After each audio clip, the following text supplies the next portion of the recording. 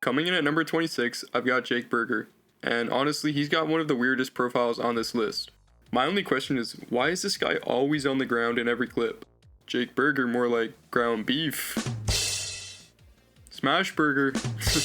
Who's next? Daniel Sausage? He got off to a hot start out the gates.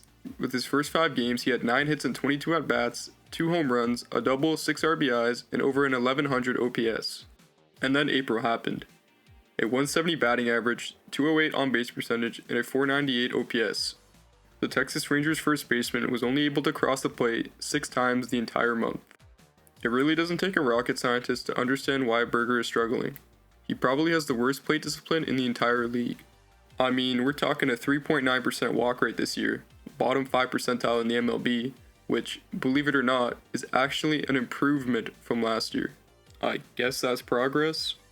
Although not always a negative, his extremely aggressive approach is definitely doing him more harm than good.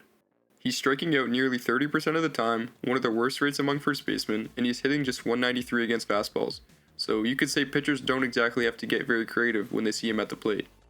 Now, the one thing he does do is hit the ball hard. His hard hit rate is solid, along with his bat speed, which is actually really good, so the raw power is still there. It's just buried under some pretty rough swing decisions. In all fairness, he was dealing with multiple injuries last year to his oblique, quad, and wrist, even having to spend time in AAA while adjusting to a new team. So at least maybe there is some context for the inconsistencies. Defensively, he hasn't been much help either. He's already tied for the most errors among first basemen with 4.